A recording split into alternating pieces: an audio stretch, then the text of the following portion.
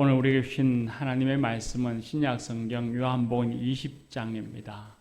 요한복음 20장 19절에서 23절의 말씀입니다.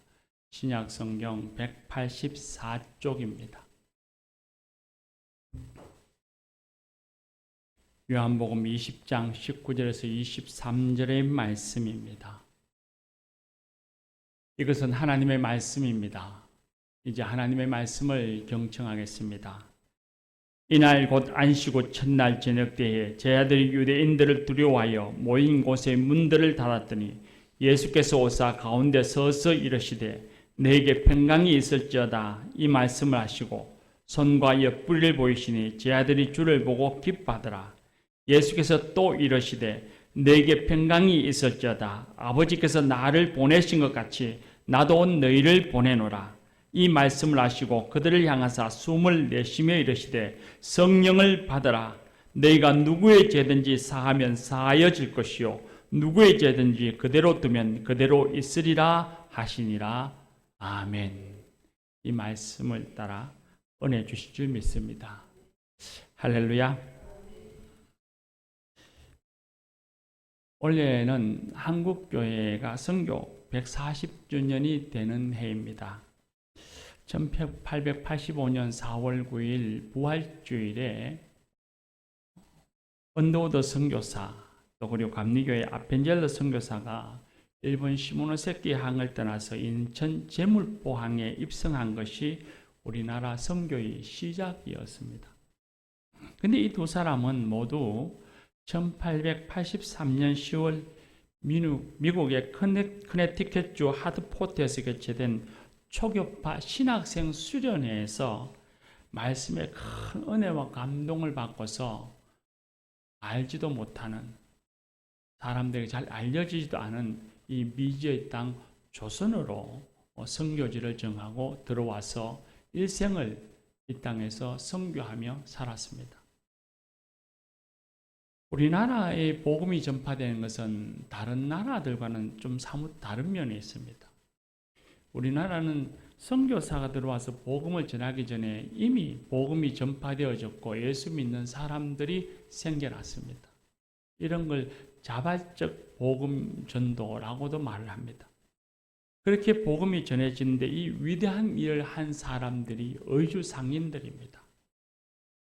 이영찬, 서상윤 같은 의주상인들이 인삼을 팔려고 중국에 갔다가 고려문을 방문한 영국의 로스 선교사들을 만나게 되었고 그들을 도와서 성경을 번역하면서 예수를 영접하게 되었고 그리고 자신들이 번역한 그 한글 성경책을 갖고 국내 몰래 잔입해서 복음을 전했습니다. 당시에는 세국 정책이 실행되는 때라서 외국의 그런 특히 야소교의 성경책을 가져와서 발각되어지면 죽거나 큰 고통을 당하는 때입니다. 그런데 이 의주 상인들은 목숨을 잃을지도 모르는데 그걸 두려워하지 아니하고 그들은 복음을 전했습니다. 한국교회 초기 성도들은 좀 더 유별난면이 있었습니다.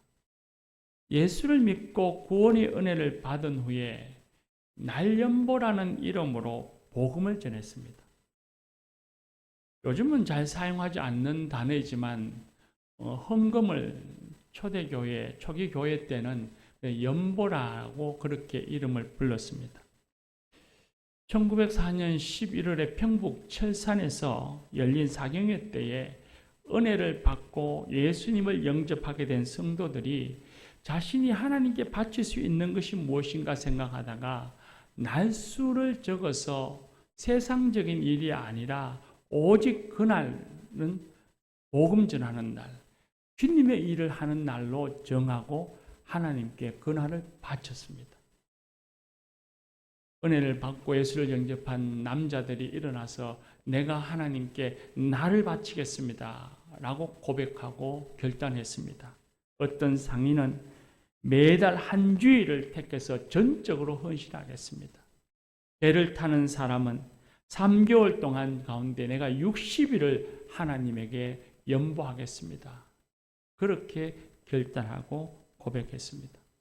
이들은 보수도 받지 않고 자기 돈을 들여서 복음이 전파되어지지 않은 곳, 예수 믿는 사람이 없는 불신자 동네를 찾아가서 전도했습니다. 대구에서 가까운 안동 의성에는 복음이 참 일찍 전파되었죠. 교회가 많이 세워졌습니다.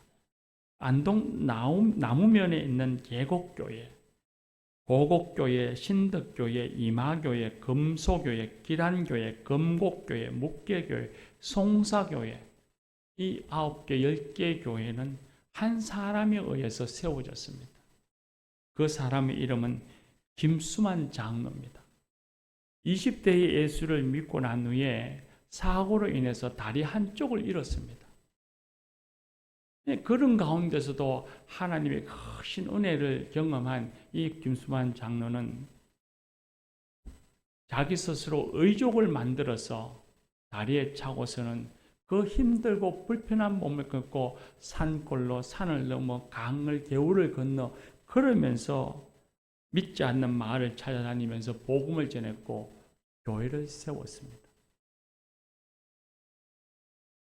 이 이야기에 등장하는 사람들, 이들은 전혀 다른 지역에 사는 사람들입니다.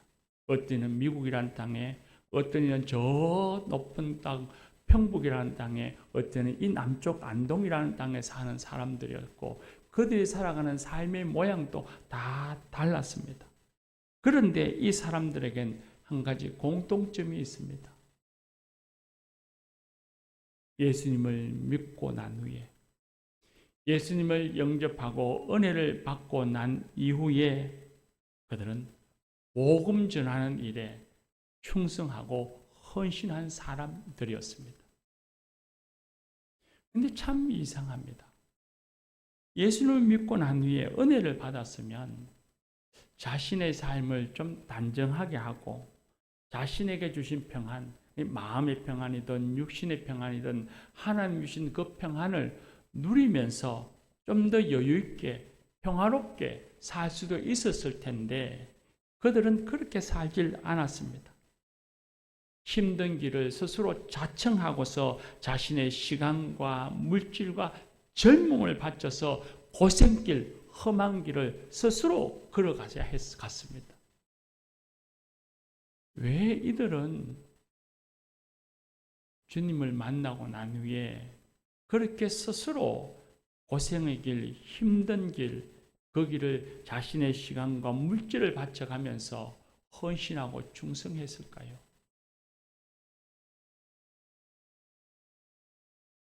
오늘 우리가 읽은 말씀에 보면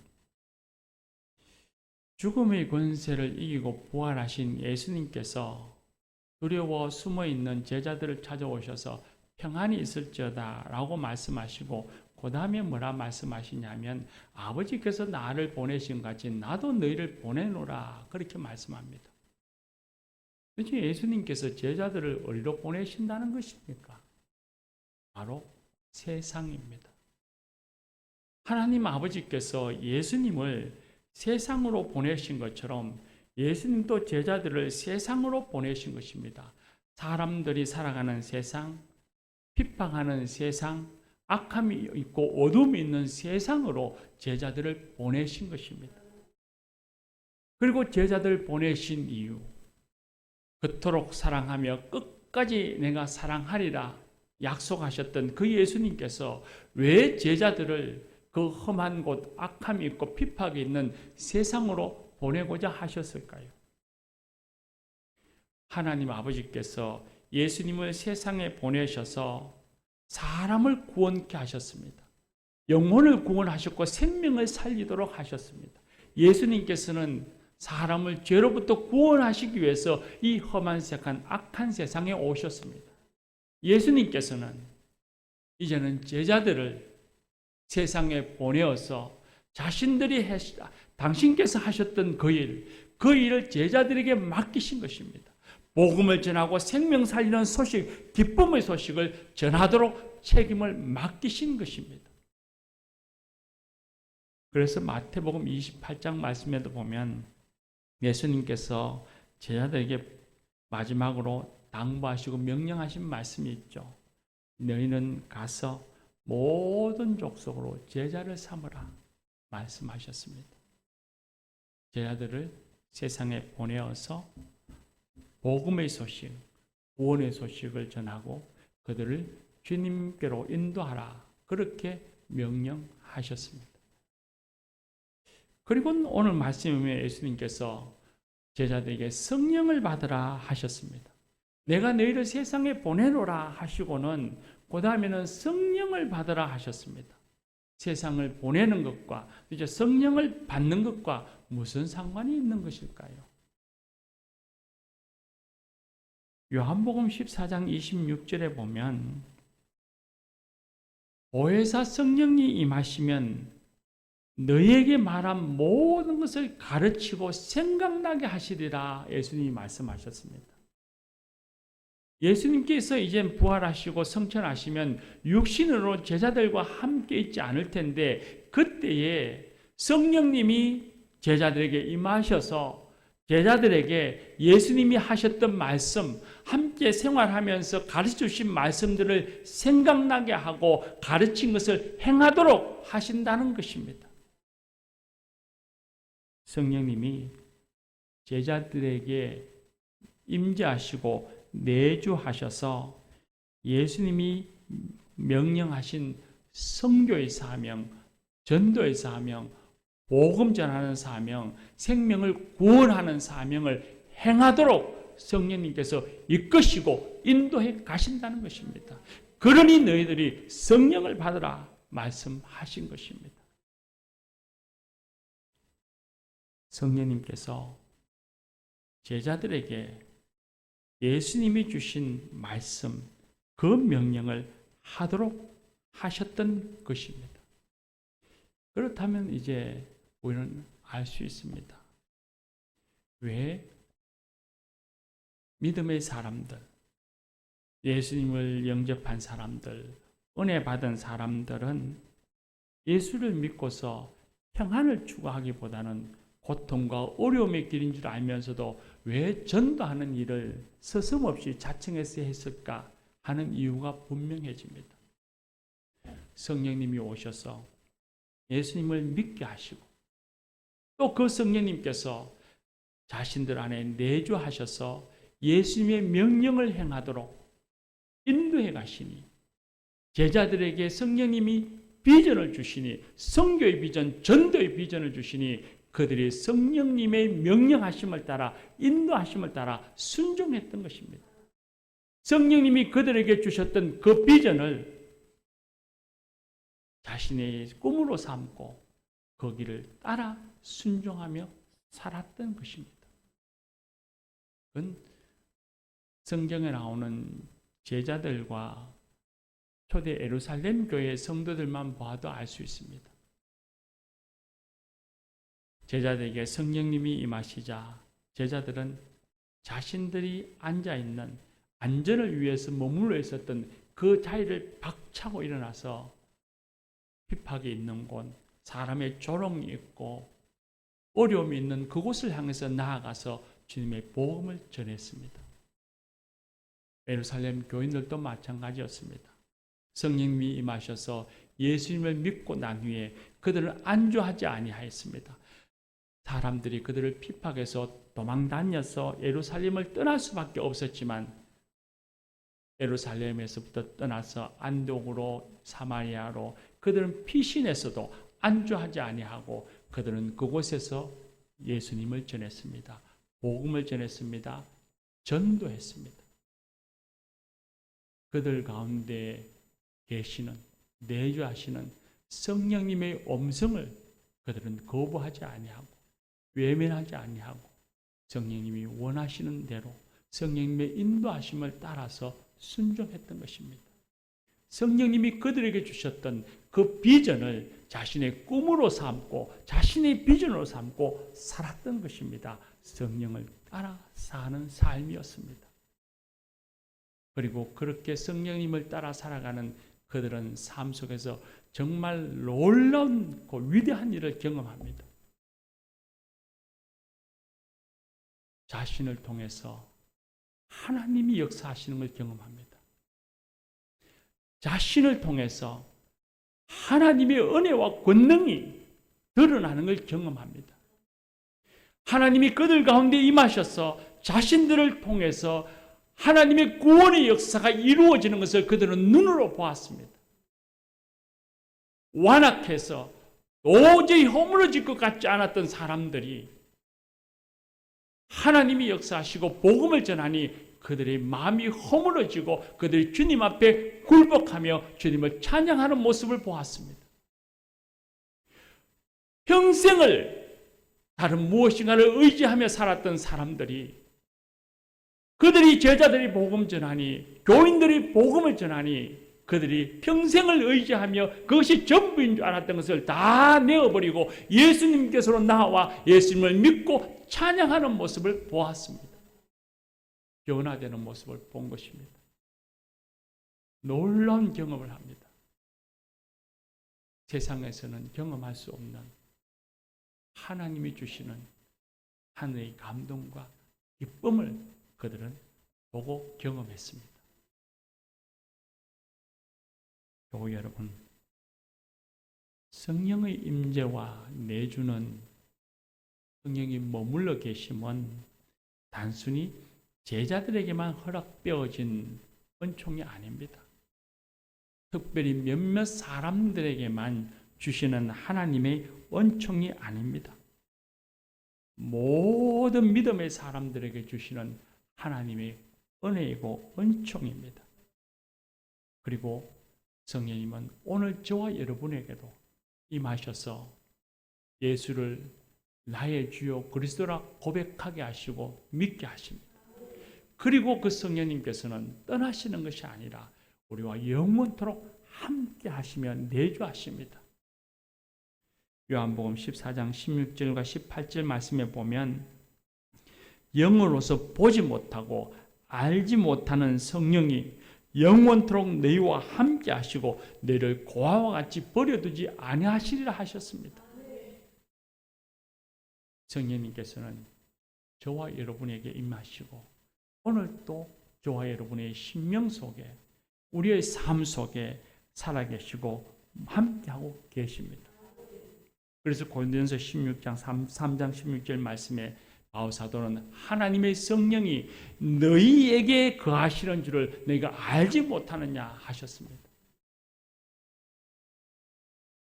우리 가운데 임하시고 그리고 내주하시는 성령님께서는 제자들에게 그리고 우리가 존경하는 믿음의 크고 위대한 사람들에게 그리하셨던 것처럼 우리에게도 동일하게 우리에게 주님 말씀 생각나게 하시고 주님이 주신 그 명령을 실천하도록 우리를 이끌어 가십니다. 우리를 인도하십니다. 우리가 전도하기를 원하십니다. 우리에게 복음 전하는 비전, 생명 살리는 영혼 구원의 비전을 우리에게 주십니다. 성령님의 인도하심을 따라 우리도 살아야 합니다. 성령님이 우리에게 주신 그 비전을 우리가 순종하며 그 비전을 나의 꿈으로 나의 비전으로 삼고 살아가야 합니다. 오늘 우리가 읽은 말씀에 보면 예수님이 제자들에게 성령을 받으라 하신 또 하나의 이유가 있습니다. 성령님이 임하셔서 제자들에게 복음을 전할 수 있는 용기와 지혜와 능력을 주시기 때문입니다. 그래서 사도행전 1장 8절에도 보면 예수님께서 성천하시면서 제자들에게 성령을 기다리라 했습니다. 지금이라도 당장 전도하면 되지 왜 성령을 기다리라 하시는가? 사도행전 1장 8절에 보면 주님께서 성령이 너에게 임하시면 너희가 권능을 받고 땅끝까지 복음 전하리라 하셨습니다. 성령이 임하시면 권능을 받습니다.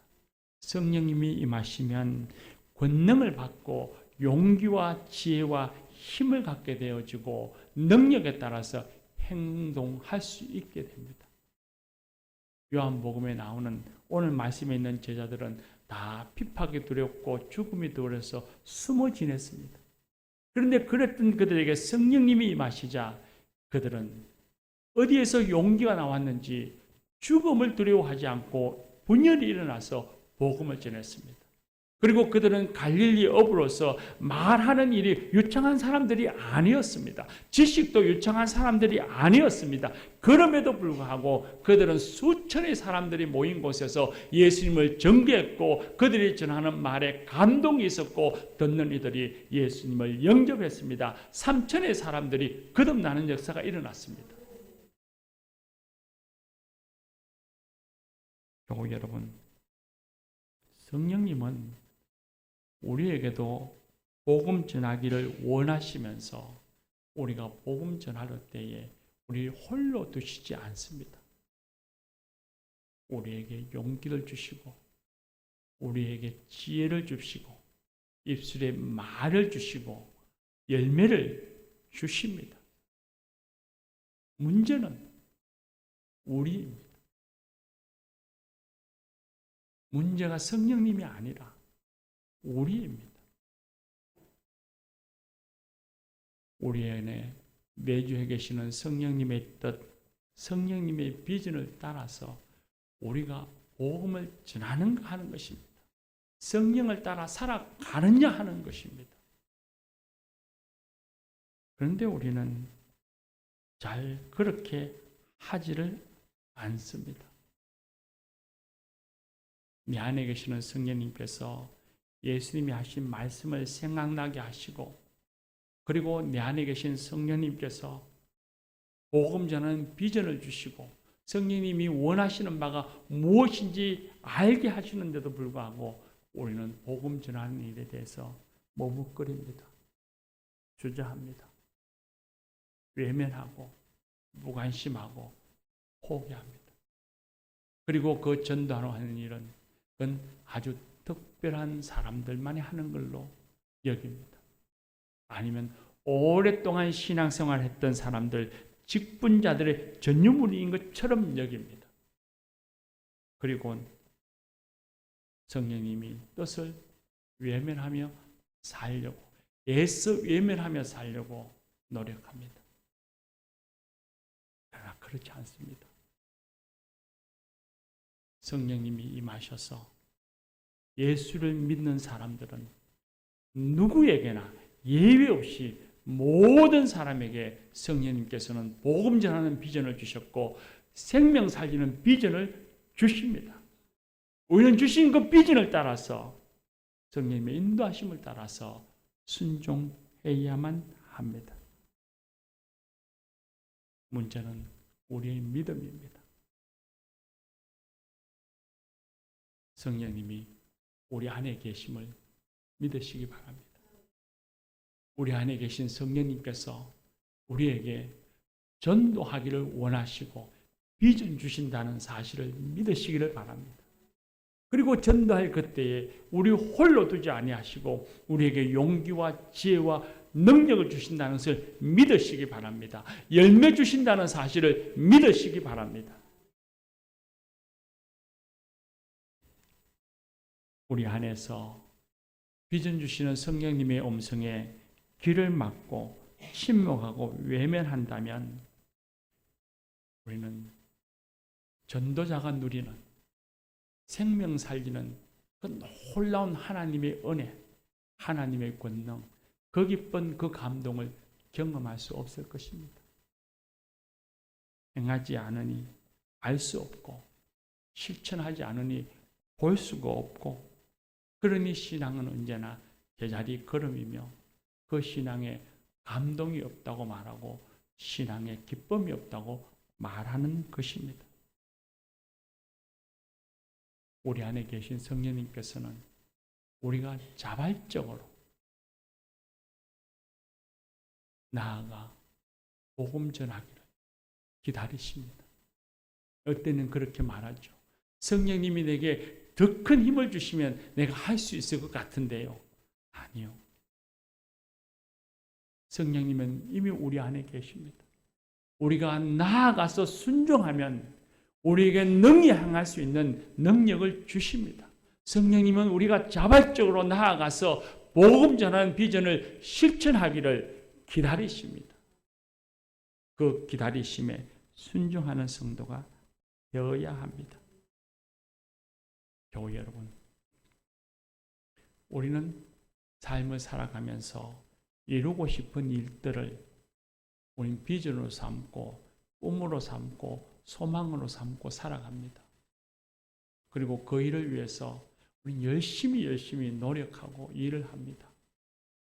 그리고 그 일을 이루었을 때 우리는 성취감을 누리고 행복감도 누리게 되죠. 성령님이 주신 그 비전, 복음을 전하고 영혼을 구원하는 그 비전을 주셨습니다. 이제 우리가 이 비전을 마음에 품고 우리가 열심히 최선을 다하여 수고하고 노력하십시다. 그러면 제자들이 경험했던 또 존경하는 믿음의 선배들이 경험했던 하나님이시는 그 놀라운 감동과 기쁨, 사람을 변화시키시며 구원시키시는 하나님의 능력, 나를 통해서 이루어지는 그 놀라운 은혜를 우리도 체험하게 될 것입니다. 교회 여러분, 6월 22일에 새가족 초청 잔치를 마련했습니다.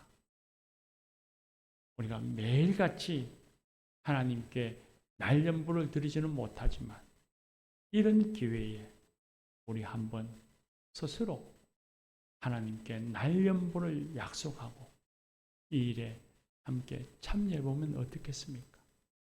반드시 우리에게 주님께서 큰 은혜를 더하여 주실 것입니다.